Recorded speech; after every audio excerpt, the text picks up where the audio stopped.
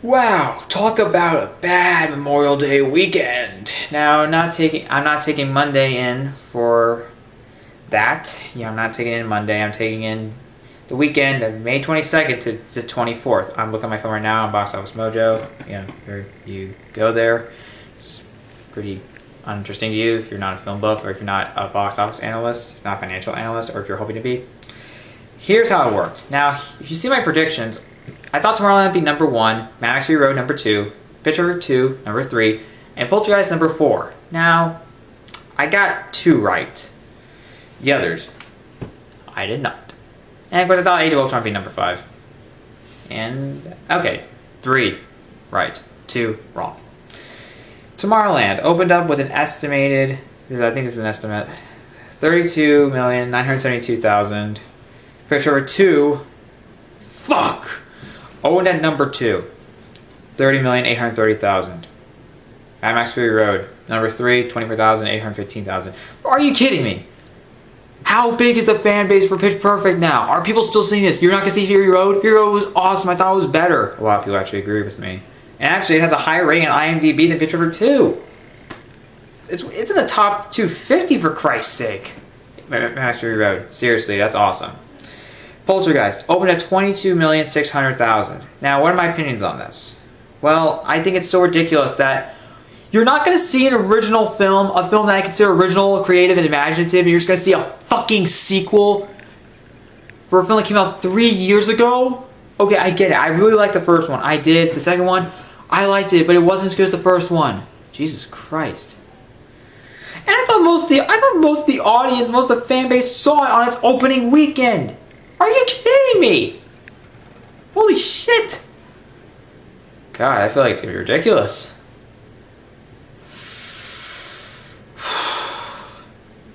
It's ridiculous.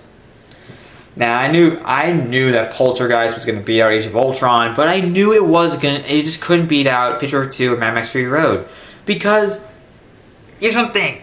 Picture Perfect 2 and Mad Max Fury Road were more anticipated. To be honest, who wanted a remake to Poltergeist? Sure, a lot of people saw it, but not a lot compared to the others.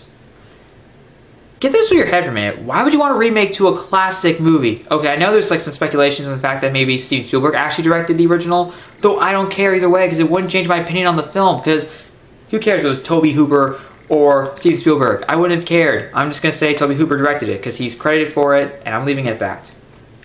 I'm sticking to the original, to who was credited for the movie, for their work in the movie. Poltergeist, the remake, I just didn't think it looked very good. Austin, I wish Austin Putnam reviewed this. Because, I mean, he's a horror fan, right? Was he not looking forward to this movie? Did he not want to see it? I would like to see how he compares it to the original, actually. Chris Stuckman gave it a C-, saying it was an unnecessary film. It was competently made, but had bad CGI, iffy kid actors. Also, he's sick of this cliche that, you know, the kids, like, they think it's cool that there's demons, there's ghosts in the house. It's not scary to them. I find that fucking ridiculous. Even if I'm 17, and I'd still be terrified as shit. Even adults be terrified because you have fucking ghosts in your house. Also, I saw the trailers. The movie looks like a jump scare fest. It didn't look good. I was not looking forward to it. Even with a cast even with a director and writer that had success, like critically and commercially, I have no idea. I don't know how much Rabbit Hole made at the box office and if it was successful. I don't know. But, sorry guys, I'm really itchy. But I think it's ridiculous that why would you want to see a remake to a horror film? I mean, the original, it's one of my favorite horror films of all time. It's a classic. It's one of my favorite Tobe Hooper films of all time, not to mention Steven Spielberg. He co-produced it and he co-wrote it. And I thought it was really good. I really like it. I wasn't looking forward to this. I wasn't going to see it, and I didn't. Thank God. If I'd see it with my mom next weekend, I'm going to shoot myself. She probably won't anyway, because she's probably going to see Aloha. I'm kind of looking forward to that movie, but I'm also skeptical because we've seen comedies with big-name actors that suck. A Million Ways to Die in the West. Movie 43. I heard that was awful. I have not seen it, and I'm probably going to stay away from that the rest of my life. Anyways, guys, Tomorrowland. Now, guys, this movie wasn't all that great, in my opinion. It was very disappointing. I was a little disappointed, though it's more good than bad. Yeah. There are some problems I had with it. I mean, I thought the last act was disappointing, and I thought there were some good ideas, very ambitious, but it could have been better. There's a lot of originality and good special effects, good acting, well-developed characters, but the villain was weak as hell. It just didn't work for me all that much. I'm gonna check my camera. Oh, it is fully charged. Okay, but I'm just gonna leave like that in there because I don't give a shit. This is a film that was a little disappointing. I was really looking forward to. It was a film I was really looking forward to because I love Brad Bird. Everyone loves George Clooney. But to be honest, I wanted to see where Brad Bird would go with his second live-action film. His first is Mission Impossible Ghost Protocol. I'm looking forward to Rogue Nation, directed by Christopher McQuarrie, I think written by him. I don't know. And, you know, Ghost Protocol is my favorite in the Mission Impossible series. I really enjoyed... I haven't seen the second one. I heard that was, the weakest. I mean, it felt more like a John Woo film than a Mission Impossible film. I liked the first one, although the plot was iffy. The third one, I thought was a great debut. I thought it was a good debut for J.J. Abrams. Directorial debut, feature film debut. And I thought it was very entertaining, some solid effects, some pretty cool action sequences, and overall felt more like a Mission, and from what I heard, it felt like a Mission Impossible movie. Mission Impossible Ghost Protocol had a tighter, I like 3 better. I know I'm going to get some kind of hate for this, actually. I have no idea. The fourth one is the best. Everyone's going to agree on that. The fourth one had the best stunts. I mean, the Burj Khalifa. Tom Cruise did that. He actually climbed on the Burj Khalifa. Then, of course, he did some scenes on a set. But he actually climbed on the fucking Burj Khalifa. That's fucking amazing. And Brad Bird directed it. He offered up a film that was so inventive, that was just very cool, and it felt like a Mission Impossible movie. I mean, the idea of like incredibly impossible missions. I mean, there's so many great impossible missions that happen in 1, 3, and Ghost Protocol. 1, 3, and 4. I could just say that. I mean, it was just so fun. Ghost Protocol had a good cast. Solid writing, solid plot, awesome action sequences. They were probably the best I've seen in the series. It was so much fun. I really enjoyed it. I really, really enjoyed it. This Tomorrowland wasn't all that great in my opinion. It was a little bit of it was actually the first movie that I consider a bit of a disappointment from Brad Bird. I mean, he had such a great resume up to that point. Because all the movies he's made had approval ratings on Rotten Tomatoes that were above 90%. I think he'll make up for that. He will, because I mean, he's very talented. He's a great filmmaker. I love him. He has 2 Oscars in his name: Best Animated Feature for The Incredibles and Ratatouille. What more do you need me to say? I'm looking forward to Incredibles too, though. It's been so fucking long. 13 years. What the fuck, man? I think 13 years. I'm not sure if it's 2017. It may be later, though I'm really hopeful for 2017.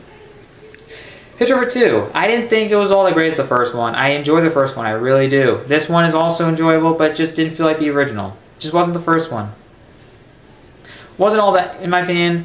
Some jokes fell flat, but mostly it was as funny as they tried. I had to admit Elizabeth Banks did a pretty good job. She actually has a future as a director. Mad Max Fury Road, you know how much I love that movie. I love it. I love it. It was my favorite action movie of the year. One of my favorites, if not my favorite of the decade. Although maybe putting a little bit, because I mean we have Inception and Dark Knight Rises. Well, I think I like this better than Dark Knight Rises, actually. I don't know. But anyways, I just love that movie. I would love to rewatch that. Maybe even see it in 3D. I'll probably just buy a Blu-ray, you know. I mean, I have a PS3. Oh, it's in my sister's room because she was playing Shades of Grey, the Blu-ray, the unrated version. I don't want to watch that. I may just want to in order to hate on it, say it's the most overhyped movie of 2015.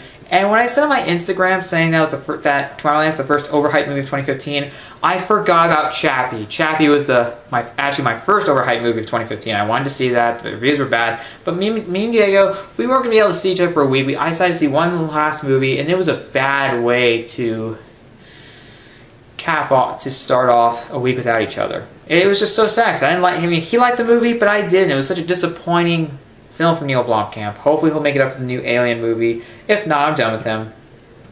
Or until he makes another good movie.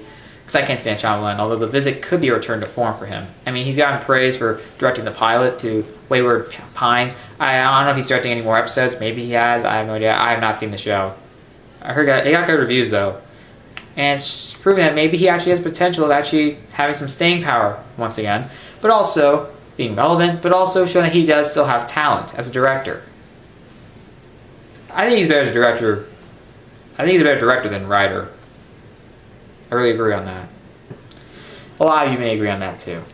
Anyways, guys, Age of Ultron, good follow-up to the first one. Just wasn't the first one. You only care about numbers 1 and 2. You don't care about 3 or 4. You may care about 3, 4, meh. Yeah. Yeah. I don't know what I'm doing. I'm just bored out of my mind. It's not really that easy to say the fact that this movie didn't really work. That I'm really sad that, you know, Max Fury Road is going to be this year's Edge of Tomorrow. Ugh, fuck. Now, of course, how could it do this week? With this weekend? I don't know. That's my take on that's my opinions on this on May 22nd to 24th, not May 22nd to 25th, including Memorial Day weekend. This is a very lackluster Memorial Day weekend. It was very lackluster. It's just really sad. But anyway, guys, comment below. Do you agree that it was a lackluster weekend? Do you have other thoughts? Just comment below and subscribe to my channel for more videos.